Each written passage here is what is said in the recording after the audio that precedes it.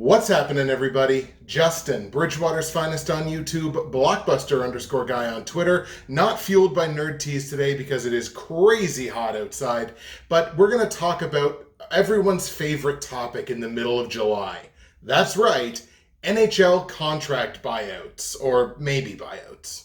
It's now no mystery to anybody that the impact financially of the coronavirus on the NHL is massive. They've basically already come out and said for probably at least the next 2 years, if not more, the salary cap is not going to move anywhere. $81.5 million is going to be the cap ceiling for probably at least the next 2 seasons. What that means for a number of teams who finish the season with very, very little cap space is that that's going to be their reality moving forward. So what I'm looking to accomplish on the next 4 videos on this channel, starting with this one where we're going to tackle my home division, Montreal's division, the Atlantic division, we're going to go through each division and each team and come up with the one biggest buyout candidate for each roster. Now, in saying this, I do have to kind of caveat it a little bit by saying 2 things. Number 1, I was trying to go for realism in these choices. I was trying to come up with not just the player on the team that makes the most money. Like the Chicago Blackhawks are not going to buy out Patrick Kane just because he's making more money than anybody else on the team. Patrick Kane drives that team, drives that team's offense. So it's not just about the person that's making the most money. I tried to be as realistic as possible with the players that are making a lot of money and not necessarily contributing that much or worth that much money on the ice. So I tried to stay as realistic as possible. And number 2, and this is the real important one, these are not predictions. I'm not sitting here saying this player will definitely get bought out. So they're not official predictions. I put myself to the task of every team's got to have one. So find the one on each team. And I'll even flatly tell you if I think it's completely unrealistic, but there were no other options. And that will come up a couple times in these videos. So as long as we all understand that, without further ado, let's do the Atlantic Division, finding buyout candidates, one from each team. We're going to start in the Atlantic Division, and we'll go alphabetical here. We'll start with the Boston Bruins. They finished the season with less than $675,000 in cap space. According, of course, all these numbers will be according to Cap Friendly. So we're looking at less than one roster spot on an NHL lineup. They would be what I would consider to be a cap team. The best buyout candidate for me from the Boston Bruins is John Moore on the back end. He's a defenseman. He's 29 years old. He's got 3 years left on his deal at $2.75 million.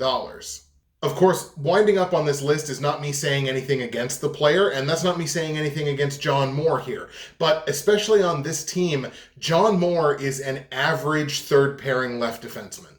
So you can find someone to do John Moore's job who you're not paying $2.75 million a year to do John Moore's job.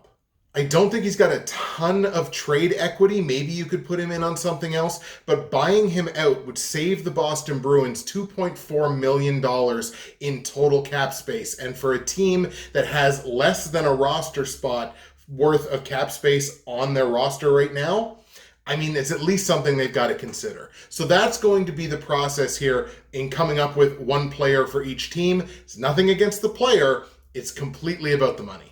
So let's move on. Next stop is Buffalo, and the Buffalo Sabres, a team with only $850,000 in cap space at the end of the season. And for a team that did as poorly as the Buffalo Sabres did, that's a bad situation to be in. That's a lot of money going out for not a ton of results on the ice. And the one that sticks out to me like a sore thumb is Kyle Okposo.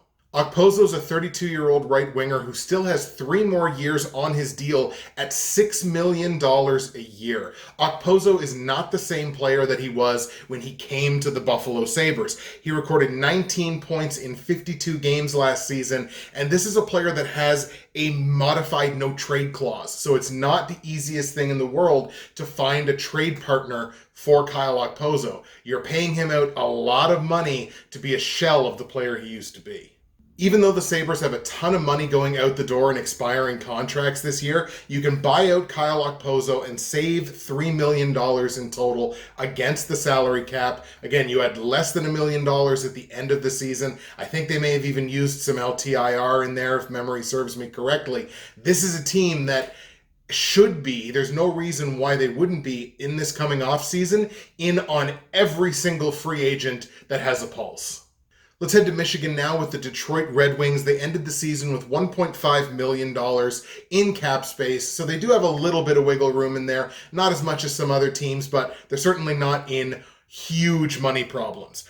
Justin Abdelkader is the player that I'm going to target here from the Detroit Red Wings. He plays either wing on the left or the right. It's nice to have that versatility, but Abdelkader's 33 years old. He's got 3 years left on his deal at $4.2 million and simply has not been producing. Justin Abdelkader has put 22 points on the board in his last 120 NHL hockey games. The Wings have a ton of young talent coming up their pipeline, young talent that eventually they're going to have to pay. And getting Justin Abdelkader off the books saves the team $3.1 million against the cap overall during the course of the buyout. Next stop, Florida, the Florida Panthers, and this is going to be the first really egregious buyout on the list, the one that I expect virtually no one to agree with. The Panthers ended the season with less than $425,000 in cap space. So again, very, very much a cap team. And for the results they had on the ice, the Florida Panthers should buy out Sergei Bobrovsky. Listen, Bobrovsky is 31 years old, widely considered to be a bit of a plateau in terms of goaltenders.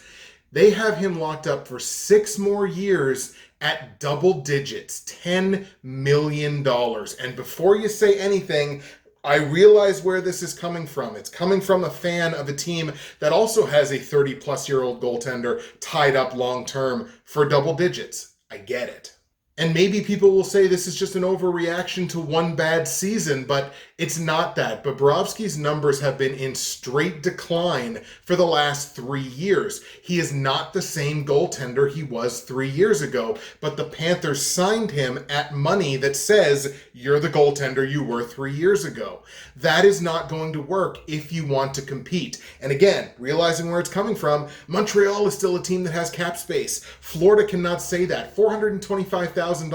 That's all they have. And if they want any hope of re-signing some of the free agents that are now on their way out the door, hi Mike Hoffman, they can't afford to do that if they're paying Sergei Bobrovsky $10 million a year.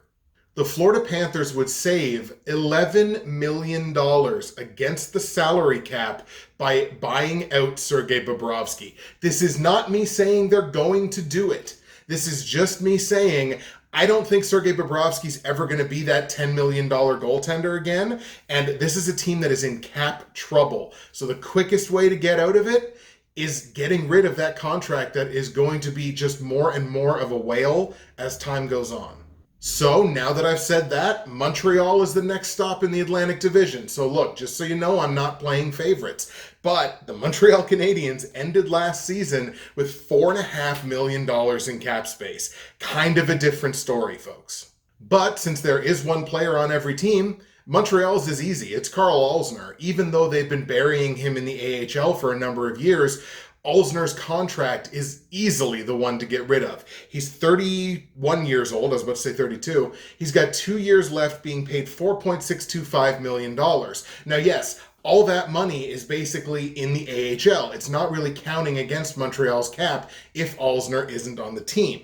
However, it's unlikely to me that Carl Alzner will ever be a full-time NHL player again, but if he's going to be, it's not going to be in Montreal. I think that ship has sailed, so I think if they have respect for the player, and if the player wants one more shot to be that full-time NHLer, they should give them the opportunity to try that somewhere else. Buying Carl Alzner out, not only does it save Montreal $1.6 million against the cap if Alzner was on the roster, but it gives Alzner that second chance. It gives him that second chance to return to being an everyday NHLer.